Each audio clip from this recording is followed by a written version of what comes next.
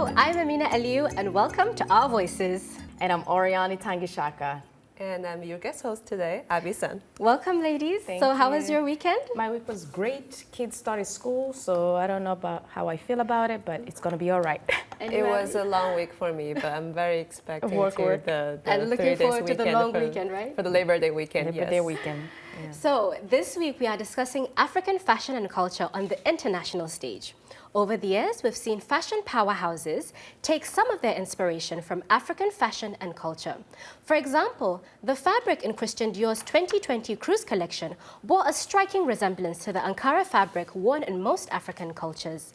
The editor of Bella Niger Style, Isoken Ogemuyi, pointed out in an article, quote, "One of the first things wrong about all of this is how upon second glance, all one can see is the tokenism of it all, especially in how the star-studded audience lacked any notable African talent, with the exception of Lupita Nyong'o, and how despite all the political correctness, Dior seems to simply be a part of a crowd of people scrambling for Africa."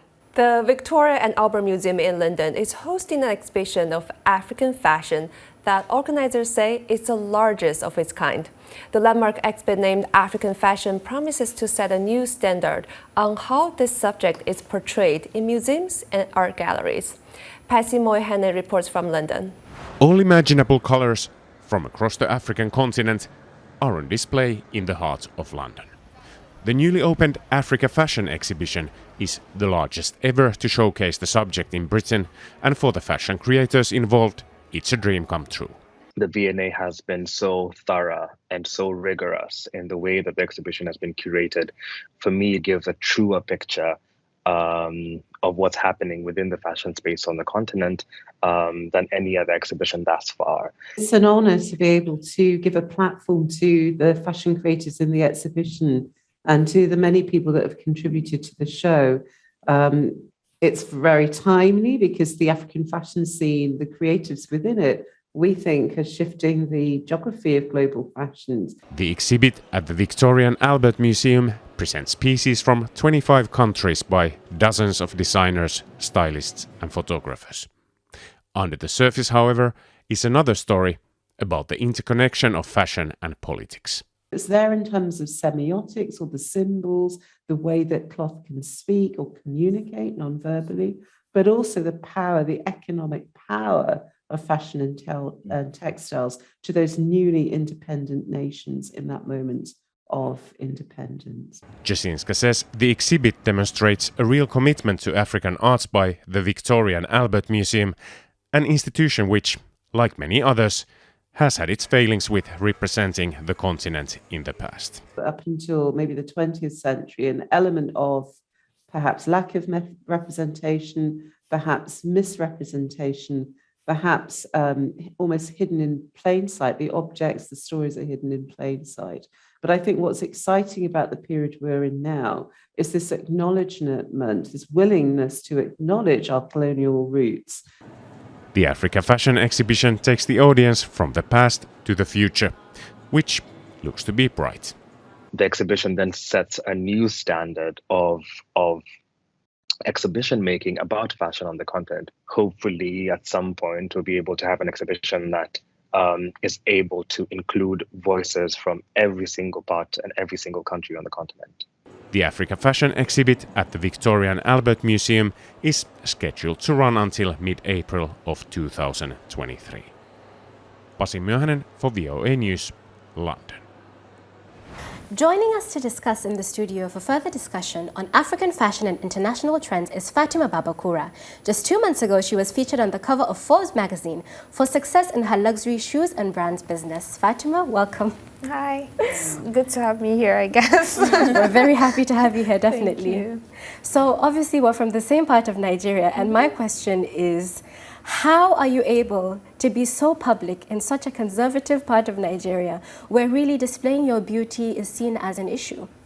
So I guess for me it's, growing up in different parts of Nigeria and then leaving Nigeria quite early helped me with exposure and, just having parents who understood that, the world is beyond Ariwa meaning northern parts of Nigeria.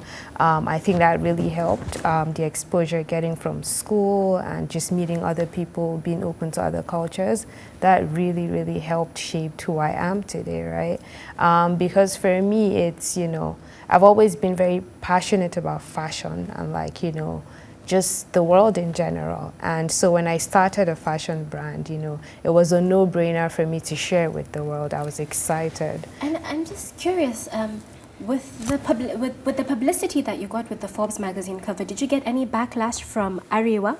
Actually, no. If anything, it's more people embracing and, people reaching out and saying, I'd love for my daughter to be like you, or I'd love for my wife to do the same thing that you're doing. Speaking of the Forbes magazine coverage, there's a line in the picture cover your work and your products as "I'm not your average Northern Nigerian girl."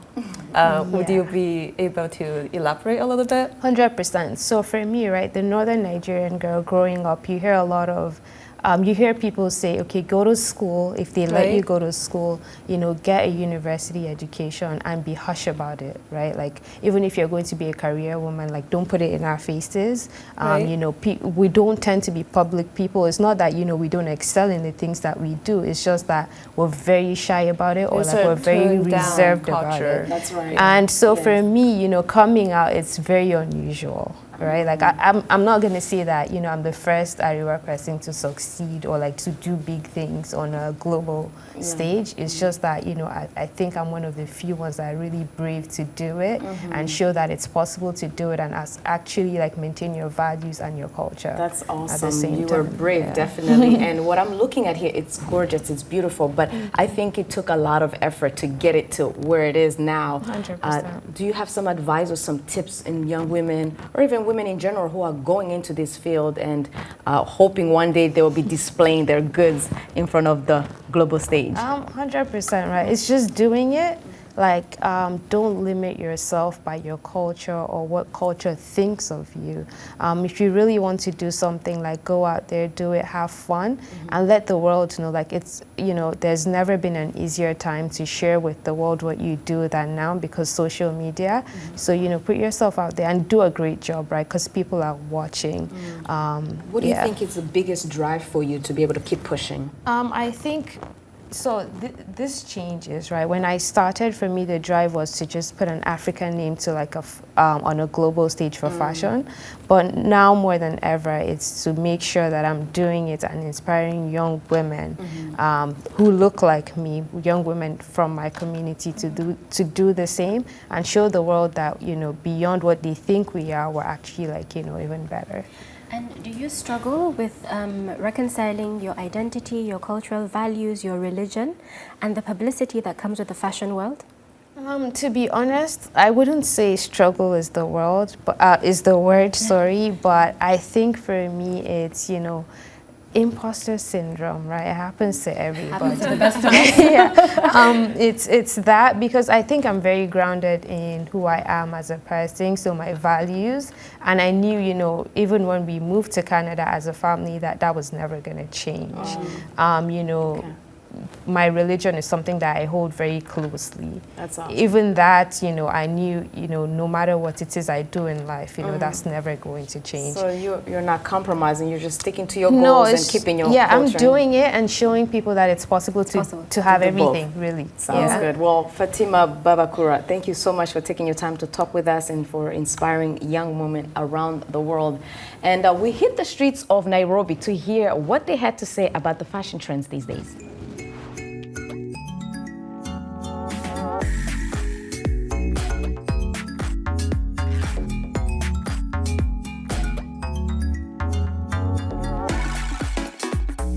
If you look at most of the artists or the designers in Africa, more so Kenya or Nigeria, they are actually making clothes or African attire that will coexist with the Westerners or something like that.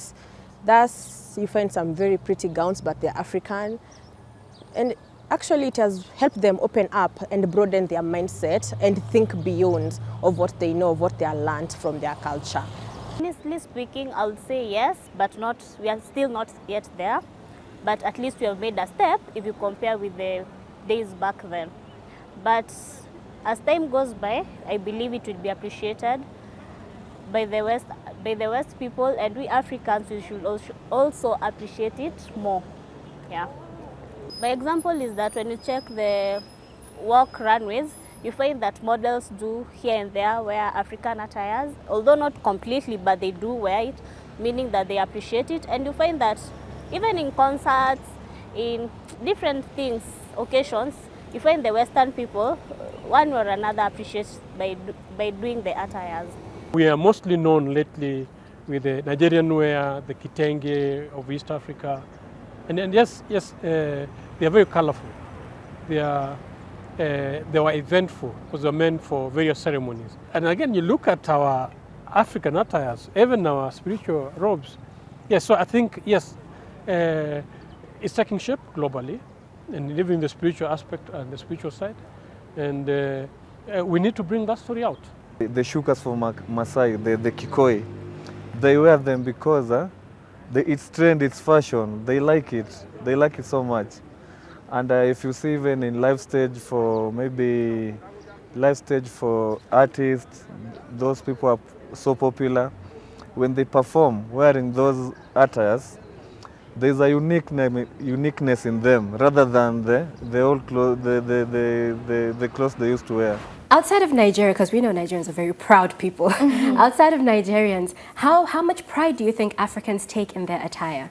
To be very honest, I think African people in general are very proud of, like, you know, their local, like, fashion, like, attires. And I'd say this because, like, there's just this sense of pride when they wear it. It's like the way that they walk changes. Like, you just notice it and you know that people are so proud to wear. Have you seen them at graduations? Oh yeah, like, you know, graduation is like a mini fashion show because people just come out, you know, show all the colors, and they do it so proudly too. Yeah, definitely. We see that in the Nigerian culture. When I see them weddings, it's like, oh boy, here they come. Well, thank you so much, Fatima Babakura, once again. And we really thank you for coming and being with us. We appreciate your time. Thank you for having me. Now it's time for a break. When we return, my co-host and I will discuss young generation's participation in promoting African fashion on the world stage. Stay with us. Empowerment and humanity towards a better world. Facts and information from key players rather than spectators in politics, business, science and technology. City, rural, educated, or underprivileged. We care and we listen to what matters to you. Your voices are our voices.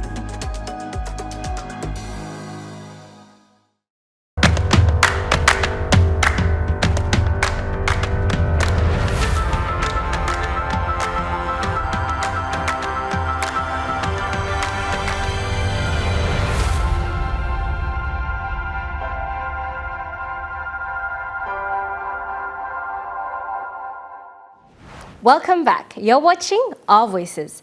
This week we are discussing authentic African fashion and its place on the international stage and what Africa's young generation is doing to promote it. Ankara or kente, the textile used to make African prints, is known for its colorful patterns. Yet Ankara's origin is less known by the public. It was produced by a method used to make an Indonesian print called batiks and later introduced by a Dutch entrepreneur in the 1980s. Today, Ankara is an icon for African identity and it is gaining international attention. One young designer started a tailor shop making Ankara attire in Kenya to meet domestic and international needs. Abby's son brings the story back from Nairobi. I used to be a cabin crew, and I've worked before as a waitress. There was a lot of sexual harassment because of the kind of clothes we are wearing. So somebody can come and just punk you, but you can't complain. Why? Because that's not your job. One day I just woke up, resigned, and I said because I had enough training as a fashion and designer, like a tailor, I got tired with that job and told them, you know what, it's enough. Just like that, Cecilia Awoko quit her 9-to-5 job and opened this designer shop in Joroko Market in Nairobi, Kenya. In 3 years, she expanded into 2 shops and hired a couple people to support her business. I paid a visit to her shop and decided to become a customer myself. You like this because it's your outfit. You're the one who's going to wear it. I like So you tell me. With the kind of service she offers, a customer can pick the fabrics, learn about the culture. African prints came from Western Africa. But with Nigerians and Ghanaians, they like bright colors.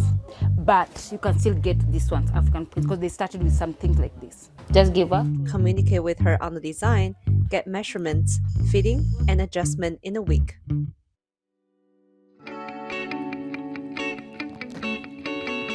Awako says her experience as a mom inspired her to create mother-daughter matching outfits. She's my model because she was a tiny Miss Kenya 2016. So she's really good with photos. And yeah, sometimes she helped me to do the finishing. And then when we are done, we are our own models. We market our things by ourselves. Like I don't hire models to wear my brand. We are our own brand. Yeah, so she really helped me a lot because you realize most of the clients, they'll order outfits because of her, not because of me. Because even now, if you see we are matching, you just note, wow, you guys look good. Can I get the same outfit? I like modeling for my mom.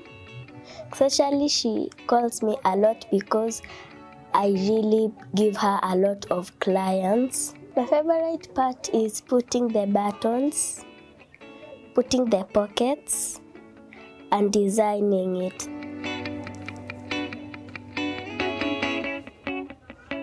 Just like many entrepreneurs, Cecilia Awako has gone through many adversities in the effort to run her own company. And making it here in Kenya, it's very hard.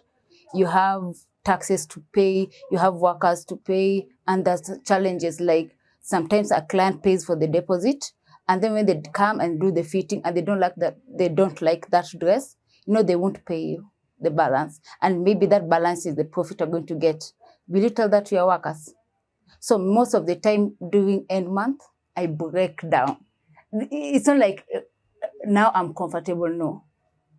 It happens when you're an entrepreneur and you are like, because me, I'm a sole proprietor. So it's sad that you don't get enough support from, because if the day I wanted to have my license, you have to bribe your way in. Yeah. And then people like most of us, you can't get a loan. It's not easy to get a loan to grow your brand. So it's your profit. You have from your profit have to buy machines. It's not like you can go to a bank and get a loan from them. So most of the times, pray for us. It's hard. It's hard. Her inspiration, though, has been able to work on her passion, gain financial freedom, promote African identity, along with unlimited growth potential. Things she could never get from her previous jobs. It was a risk, because if that did happen, I don't think I could have resigned where I was working. So yes, and I'm just grateful that I'm doing what I like. I'm making people smile. So I started this brand because of that. Trust me, I won't disappoint you. For VOA News, I'm Abby Sun from Nairobi, Kenya.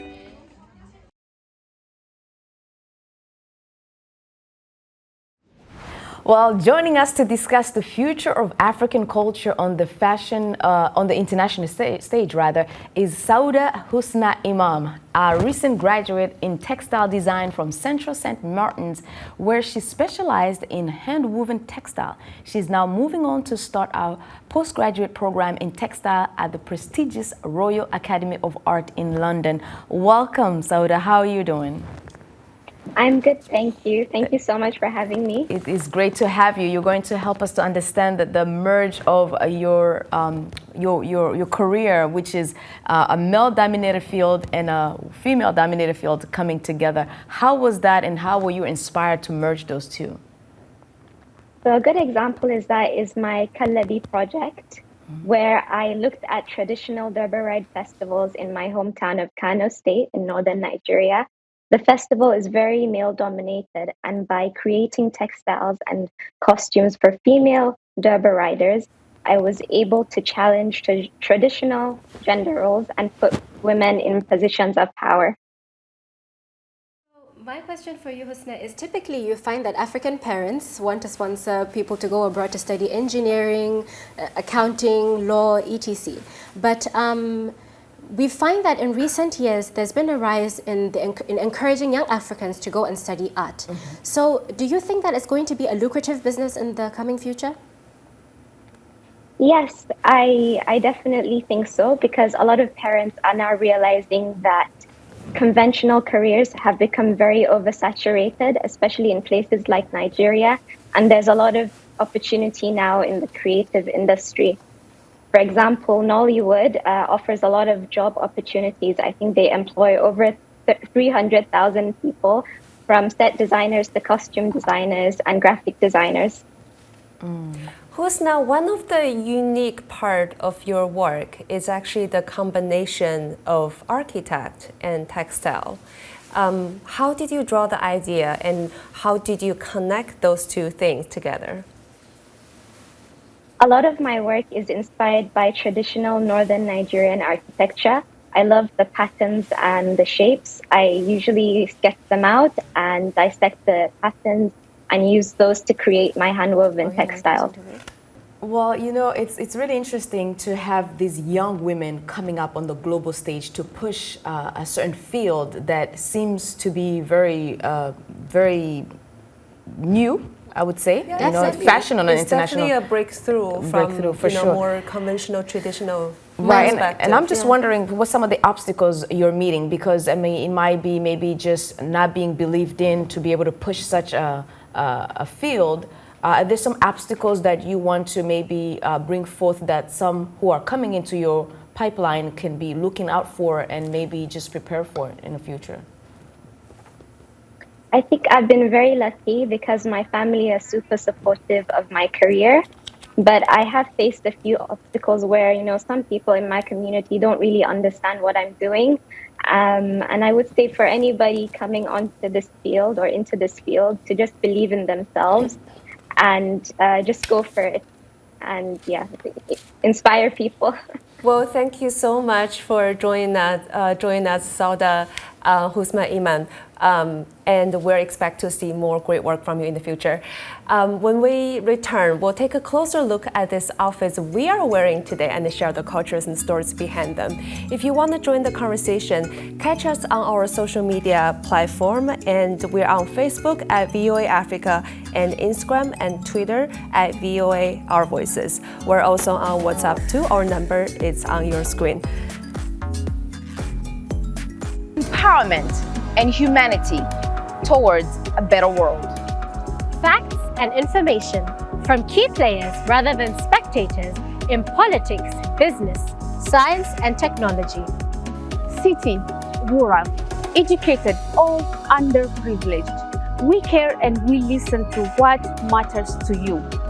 Your voices are our voices.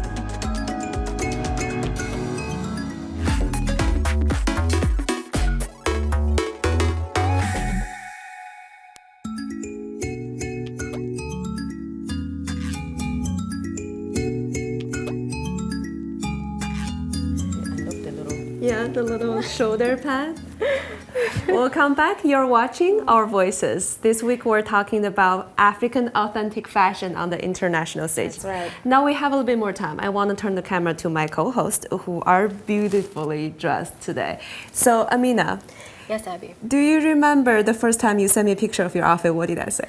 She thought it was my wedding dress. Can you imagine? This is the everyday wear. This is just what we wear on a Friday. If you want to, just Google Nigerian weddings and you'll see what a wedding dress is. As you can tell, I'm still learning. So tell me or tell our audience about what you're wearing today. Well, actually today I'm just representing West Africa. This is actually Senegalese. It's not Nigerian. Although the style, which typically this is referred to as bubu. And we wear this kind of outfit out of modesty. And underneath it, there's a wrapper, so that if your dress should ride up a little bit, at least your legs would be covered. And this is just to make us look regal, because I don't know what else to say. And you're so right when you say it's African, because even in Burundi, we wear that outfit on different special occasions. So but today, what do we have? What do you have for us today? We have what it's called imvutano in Burundi and imikenyero in Rwanda, which share very similar cultures. It's something that you wear at a very special occasion, at a wedding, at a very high level meeting or at a very high level event or maybe even at a funeral. It has to be a very formal event. So the color wise, right? So today we see a little blue here and some floral pattern. Yes. So does the color and pattern differentiate when it comes to different occasion? I think you will find that in most places on the continent, vibrant colors is really inspiring the fashion culture. And so even in Burundi, more flowers, more colors to hit that beautiful sun during the day is always something that we go for. But in terms of the patterns, they differ. They differ from different textures, but the colorful patterns are always really something we go for. We want you to spot us from a mile away. Yes, yes. It's actually bringing the skin tone, actually. Definitely, yes, for sure. Yeah. So Abby, what about you? Can you tell us where you purchased your own nice outfit? I'm very proud of my piece today. It's beautiful. This past trip when I went to Kenya, I know, most of African women, when you go for clothing, shoes, you don't really buy from stores. You don't really buy from designers. So you could go to the tailor shop. Couture. We all wear couture. So I got this piece. It's a patchwork. I handpicked 3 different patterns, and there's this black one with some little spots here, and then the green one, and the orange tone in it, and patch them all together. Right. The torso parts, the top, it's a full flower, and you can tell from here. Wasn't it beautiful experience to go and to get tailored and to go put it against your skin tone and choose and do all of that? Let me tell you this. Okay, so this is our show for this week, everyone. On behalf of my co-host and all of my All Voices colleagues, I'm Amina Aliyu. Until next time, stay safe. It's a goodbye.